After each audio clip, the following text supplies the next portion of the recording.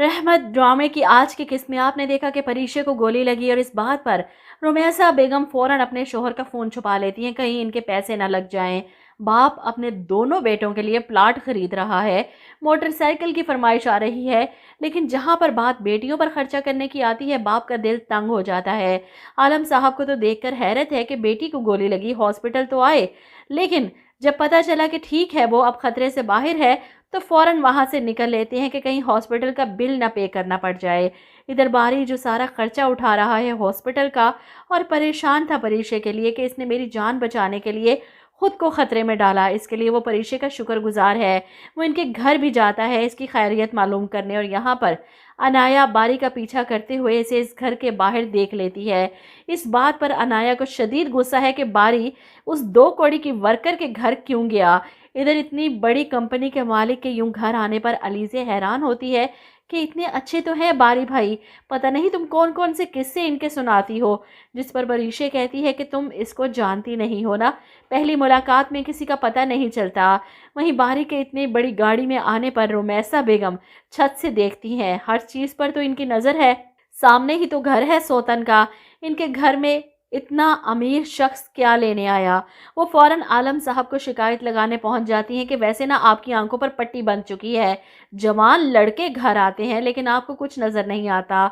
आलम साहब अपनी बीवी की बताई हुई बातें सुनकर गुस्से में पहुंच जाएंगे जुबैदा से सवाल करने कि जवान बेटियों के घर में क्या ज़रूरत है किसी लड़के को घुसाने की, क्या लेने आया था वो यहाँ पर। जुबैदा बेगम को अफसोस होता है रुमैसा की सोच पर कि किसी के घर में झांकना भी गलत हरकत है। वो आलम साहब की गलत फहमी को दूर करती हैं कि परीशे के बॉस हैं वो, परीशे को गोली लगी थी वही इसे हॉस्पिटल लेकर गए और सारा हॉस्पिटल का खर्चा भी इन्होंने ही उठाया था। इतना तो बनता था, इनके ऑफिस में काम करती है, एक बार घर आकर अयादत कर ली तो कौन सी बड़ी बात हो गई। लेकिन आलम साहब को तो आदत है अपनी दूसरी बेगम की लगाई भुजाई पर इस घर में आकर सवाल करने की। ऐसे में अम्मा जान को गुस्सा आता है कि तुम तो बेटी को एक बार भी हॉस्पिटल देखने नहीं गए, कहीं तुम्हें खर्चा ना उठाना पड़ जाए हॉस्पिटल का, अब किस हक से आए हो यहाँ पर सवाल करने। इधर आप देखेंगे कि ऑफिस में बारी को आदत हो चुकी है परीशे को हर वक्त अपने सामने देखने की, इसकी गैर मौजूदगी बारी को परेशान कर रही है। ऐसे में अचानक से अनाया कमरे में आती है और बारी पर चिल्लाती है, क्या करने जाती हो तुम उस लड़की के घर, क्या लगती है वो तुम्हारी। बारी को गुस्सा आ जाता है, क्या मतलब तुम्हारी इस बात का।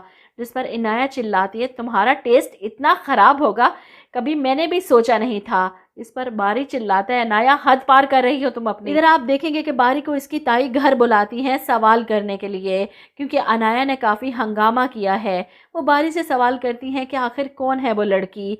बारी जो अपनी बहन के साथ आया था इनकी गलत फहमी दूर करने के लिए कि अनाया गलत समझ रही है, मेरे बारे में ऐसा कुछ भी नहीं है हम दोनों के बीच।